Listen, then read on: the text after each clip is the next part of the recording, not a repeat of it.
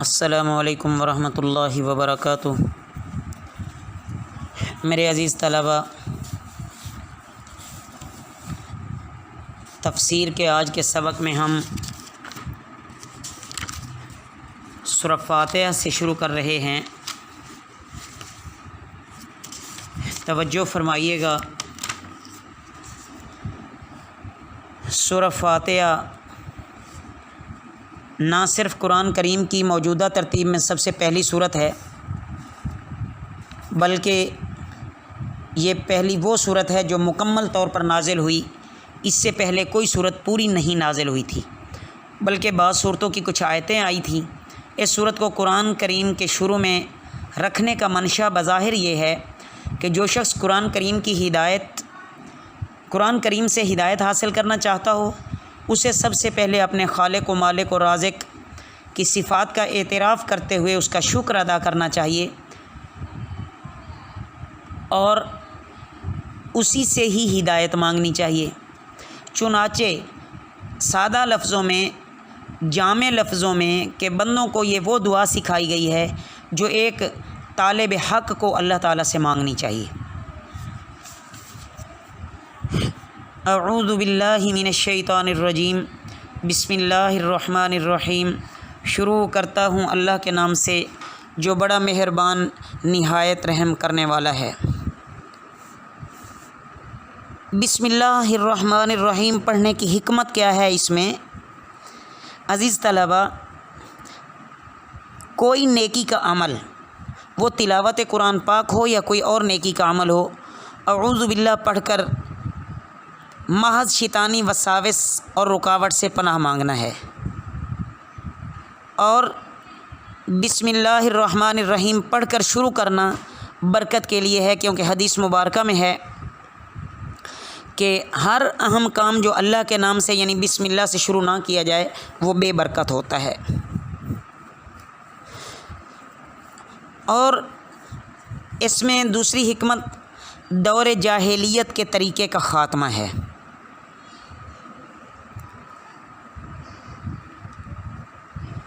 دور جاہلیت میں عربوں کی یہ عادت تھی کہ وہ اپنے کاموں کو بتوں کے نام سے شروع کیا کرتے تھے، تو پیارے نبی صلی اللہ علیہ وسلم کے پاس جب جبرائیل علیہ السلام یہ وحی لے کر آئے، اللہ کے نام سے شروع کرنے کا حکم دیا گیا۔ اقرأ بسم ربک الذی خلق، پڑھیں اپنے پروردگار کے نام سے جس نے سب کو پیدا کیا۔ ربک الذی خلق، جس نے آپ کو پیدا کیا۔ یا اپنے رب کے نام سے، ہر چیز کو پیدا کرنے والے اللہ ہیں۔ ہر کام سے پہلے بہرحال بسم اللہ الرحمن الرحیم۔ عزیز طلباء، امام المفسرین امام فخر الدین رازی رحمہ اللہ لکھتے ہیں کہ قرآن کریم کا خلاصہ بسم اللہ الرحمن الرحیم ہے۔ تمام کتب آسمانی کا نچوڑ اور خلاصہ قرآن پاک ہے، اور کل قرآن کا خلاصہ سورہ فاتحہ ہے، اور سورہ فاتحہ کا خلاصہ بسم اللہ الرحمن الرحیم میں موجود ہے۔ تو گویا کہ بسم اللہ الرحمن الرحیم پورے کے پورے قرآن کا خلاصہ ہے۔ اس میں لفظ رحمان اور رحیم یہ اللہ جل جلالہ کے صفاتی نام ہیں۔ رحمان یہ کسی مخلوق کے لیے جائز نہیں ہے، اللہ کی شان یعنی شان یہ اللہ کا ہی نام ہے، کسی مخلوق کو رحمان کہنا جائز نہیں ہے۔ یہ مبالغہ کا صیغہ ہے کہ ایسی رحمت کرنے والا جیسی کوئی اور رحمت نہ کر سکے۔ رحیم یہ بھی لفظ رحمان کی طرح رحمت سے بنا ہے۔ یہ لفظ رحیم انسان کے لیے بھی بولا جا سکتا ہے، جیسا کہ رسول اللہ صلی اللہ علیہ وسلم کے حق میں ہے کہ بالمؤمنین رؤوف الرحیم۔ بسم اللہ پڑھنے کا مطلب، یہاں پر عزیز طلباء ایک نقطہ یہ بھی سمجھیے کہ میرا یہ کام اللہ کی مدد اور رحمان کی توفیق اور رحیم کی مشفقانہ شفقت ہی کے بھروسے ممکن ہے۔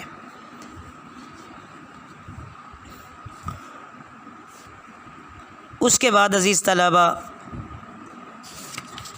آگے باقاعدہ سورہ فاتحہ کا آغاز ہوتا ہے۔ سورہ فاتحہ مکی صورت ہے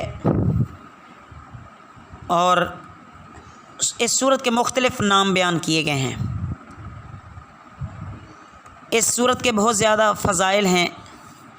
سورہ فاتحہ کو فاتحۃ الکتاب بھی کہتے ہیں، فاتحۃ القرآن بھی کہتے ہیں، ام الکتاب، ام القرآن، القرآن العظیم، السبع المثانی، الوافیہ، الکافیہ، الکنز، الاساس، یہ سارے سورہ فاتحہ کے نام ہیں۔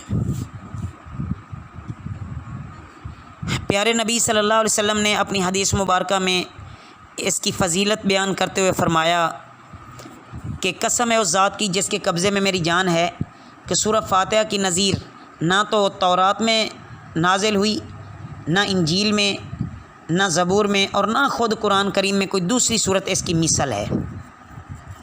یہ اتنی عظیم صورت ہے۔ اس صورت کا عزیز طلبہ شان نزول یہ ہے کہ حضرت علی رضی اللہ تعالیٰ عنہ اور حضرت عبداللہ بن عباس رضی اللہ تعالیٰ عنہما سے روایت ہے کہ رسول اللہ صلی اللہ علیہ وسلم نے فرمایا، میں جب جنگل میں جاتا تھا تو ایک آواز میرے کان میں آتی تھی کہ کوئی شخص کہتا یا محمد، اور میں دیکھتا کہ ایک تخت سنہری آسمان اور زمین میں معلق ہے اور اس پر ایک شخص نورانی بیٹھا ہوا ہے۔ میں اس آواز سے خوف زدہ ہوتا تھا۔ جب یہ ماجرا کئی بار ہوا تو ورقہ بن نوفل جو کہ حضرت خدیجہ رضی اللہ تعالی عنہا کے چچا زاد بھائی تھے، تورات اور انجیل کے بڑے عالم تھے، ان کو یہ حال سنایا۔ انہوں نے کہا کہ خوف نہ کریں، کان لگا کر سنیں وہ کیا کہتا ہے۔ چنانچہ آپ نے ایسا ہی کیا۔ پھر وہی آواز آئی تو حضور صلی اللہ علیہ وسلم نے کہا لبیک، میں حاضر ہوں۔ تب اس نے کہا میں جبرائیل ہوں اور آپ اس امت کے نبی ہیں۔ پھر مجھ سے کہا کہ کہو اشہد ان لا الہ الا اللہ و اشہد ان محمدا عبدہ و رسولہ۔ پھر دوسری بار کہا کہ کہو الحمدللہ رب العالمین، پوری صورت تک۔ تو عزیز طلبہ اس طرح اس صورت کا آغاز ہوا۔ اللہ رب العزت ہمیں قرآن پاک کے تمام فضائل اور خصوصیات اور برکات عطا فرمائے، اور اللہ ہمیں تمام قرآنی تعلیمات پر عمل کرنے کی توفیق عطا فرمائے۔ وما علینا الا البلاغ المبین۔